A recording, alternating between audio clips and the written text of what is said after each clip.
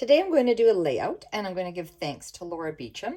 She created this way of organizing strips on acetate, and I'd like to thank Alicia Lawrence, who also created a little side strip, which we're going to do today, to create it into a layout.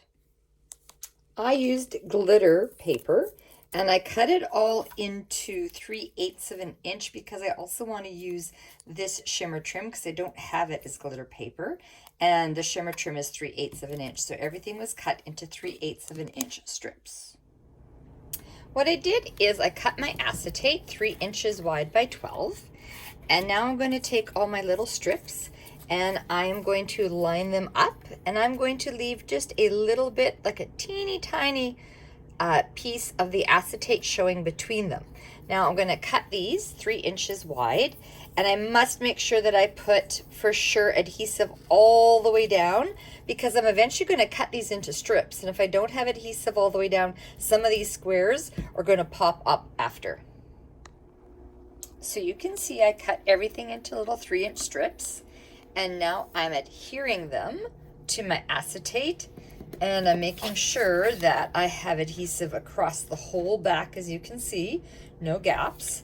And I'm leaving, it's easier to see through the back, and I'm leaving just a tiny little strip, I'm eyeballing it, little tiny little space between all of my strips, and I'm trying to make the spaces fairly even. And I'm going to continue that all the way down my 12-inch strip of acetate. I am finished. So you can see I tried to leave a fairly even space between them all. I tried to stick them all perfectly to this side. They're not exactly exact. And since these were 3/8 of an inch, what I'm going to do now, and you can see here there's a little piece left over at the top. I'm going to start from this edge, and I'm going to cut a 3/8 of an inch strip all the way down, and another 3/8. Had these been 1/2 inch, and I used, say, my zip strips, then I would have cut them 1/2 an inch apart, so I'm trying to make them squares. So I'm going to cut 3/8 of an inch, 3/8 of an inch, all the way down so I have long strips. So you can see I have all my nice little pieces cut out, and I cut a piece of white, which was 3 by 12, and what I'm going to do is I am now going to just randomly at a diagonal lay them on and make sure that they look different.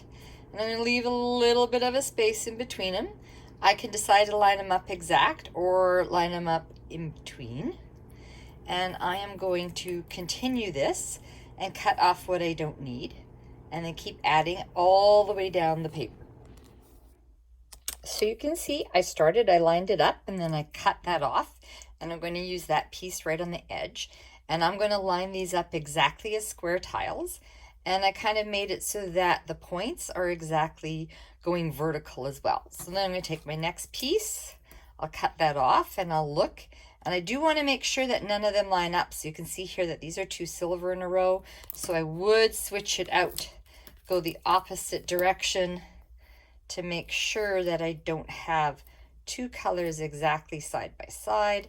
I could go like that, and now my colors aren't identical. So I'm going to just keep going, use each strip, cut off, try to use it so that I don't have much wastage. And you can see there's a tiny little piece at the end, so that's what I mean, if you don't have enough adhesive, you don't want this little piece falling off.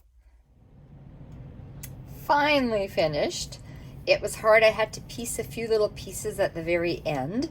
So instead of cutting it 3 inches wide, the white strip here, I would probably do 2 3/4 of an inch or 2.5. 2.5 will give you lots of pieces left over. This was exact.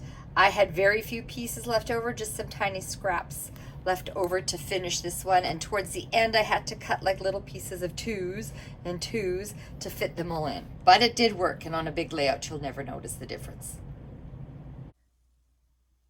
And you can see I finished the layout. I had my strips that I used black, mounted it on julep, and very happy with the layout. This is in memory of Leah's boyfriend's grandfather.